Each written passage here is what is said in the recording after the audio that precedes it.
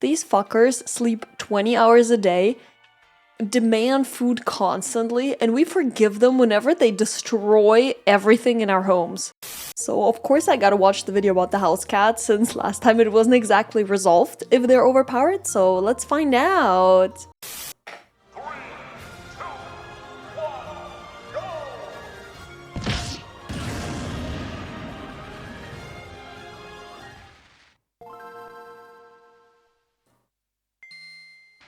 This game's tier list can seem pretty set in stone sometimes, but in reality, major shifts in the meta can happen extremely quickly, especially when new resource hotspots and points of interest open up. Builds which are well adapted to capitalize on these flashpoints can see dramatic ascensions on the tier list. One such event occurred when humans unlocked the food storage ability. This greatly improved the humans' survivability by giving them a consistent source of XP even during harsh winters or famines. That is, if they could defend their stockpiles. These stashes were incredibly valuable, and could easily support entire colonies of rats and sparrows if improperly guarded. And while these Neolithic humans did have some techniques they could use to try and protect their precious grain on their own, ultimately their saving grace came in the form of a previously low-tier predator build that was barely scraping by in the North African savanna, the wildcat. A build which, once domesticated, would go on to become one of the most oppressive, overpowered predators in the current meta. Hell yeah! I mean, in my opinion, cats are already S tier just because they manage to domesticate themselves, and if you domesticate yourself, you live in the most chill life. These fuckers sleep 20 hours a day, demand food constantly, and we forgive them whenever they destroy everything in our homes. You cannot live a more privileged life than the average house cat. But what is it about the house cat that makes it such a dominant threat? And how was it that the wildcat became better suited at taking advantage of pest infestations than other builds? To really explain the success of the house cat, we need to go way back and start our story just after the Miocene balance patch. This update granted mammals access to a new ability called Carnassial Teeth, a side grade of the dentition skill tree, which allows users to gain bonus XP from carcasses and carrion sources. This may seem like a minor thing, but it completely changed up the metagame and made hyper-carnivorous builds a lot more viable, giving rise to a new archetype called the Carnivoreen, a group which includes many of the most popular predator builds in the current meta. Look, Mom, it's me! I'm on the YouTube! Top right, bears, of course, of course. Carnivoreens are divided into two factions, caniforms and feliforms. Caniforms are more generalist in nature and invest a lot into the olfaction skill tree, letting them track the sense of whatever they need, be it scavengeable carrion, prey, fruit, honey, water, or teammates, from a great distance. For me, since I'm also part of that group, the scent that I track in my day-to-day life is VTubers. It is very easy though, like it's a low-level skill, just because VTubers don't shower. Like, probably a human could probably also do it, honestly. They also tend to have a lot of stamina, allowing them to run for long distances without tiring.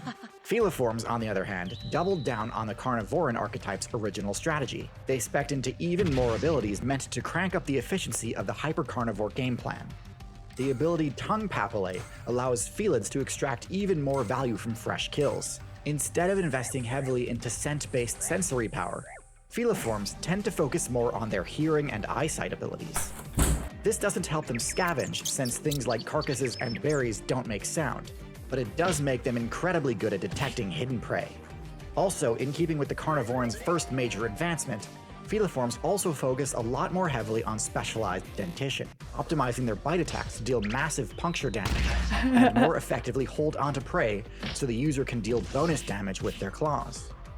Throw in a few more ambush-focused abilities like retractable claws and camouflage fur patterns, and you've arrived at the modern felid, easily one of the most successful stealth assassin builds the game has ever seen. In fact, during the Ice Age expansion, felids were such a dominant threat that many other predator builds had trouble competing with them at all. In the current meta, cats remain incredibly dominant in virtually every major terrestrial server. Hell yeah. Basically every cat, including the ones I like to throw shade at, is a threat. Not just to those of similar weight class, but even to builds that vastly outweigh them. Although their power stat tends to be fairly modest among Carnivoreens, through efficient use of critical hits, a skilled felid player can take down just about anything. Dude, those claws are scary, okay? Like, even a house cat, if you find a pissed house cat, it will decimate you. While the majority of the felid player base was off rampaging through the upper weight classes, an offshoot of the faction opted to forego larger size and instead chose to spec into a few new abilities, meant to capitalize on exploiting the weaknesses commonly found in the lower weight classes. So let's finally start unpacking what makes the house cat so overpowered. We'll begin with a quick look at the cat's stats.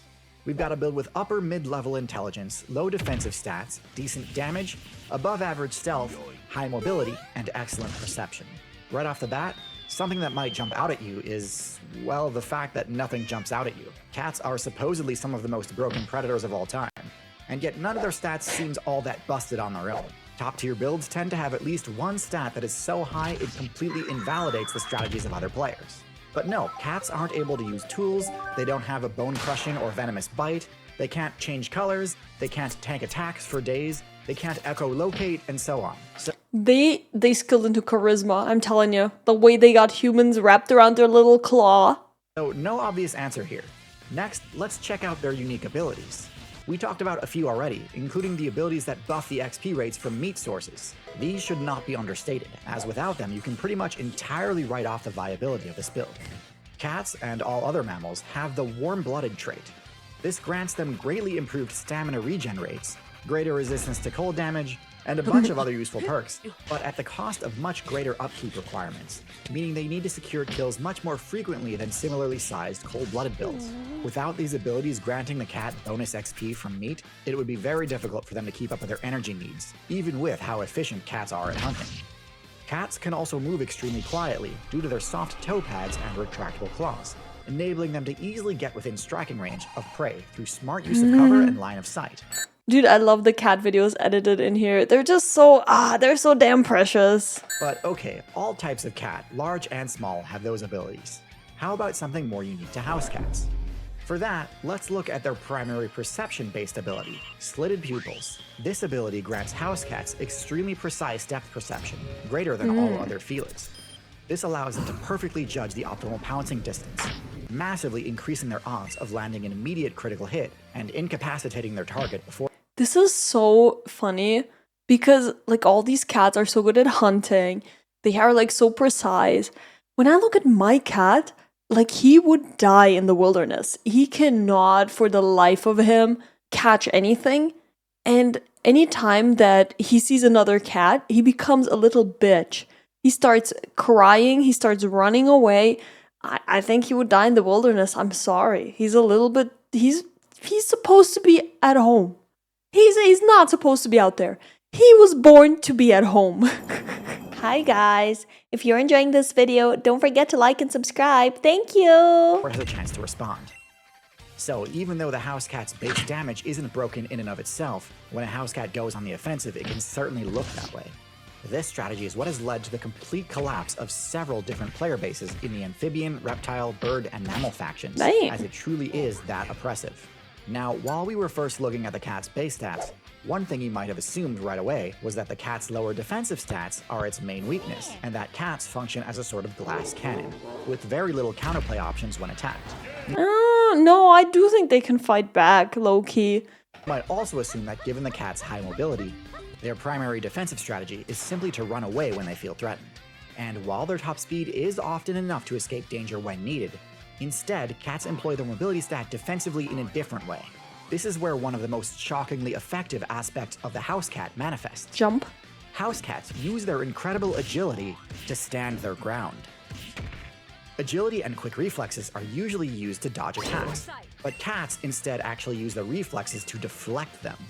Because their incredible depth perception grants them such high accuracy on their attacks, they can use their claw swipe attack to actually block incoming strikes. This is surprisingly consistent and works on a lot more attacks than you might think.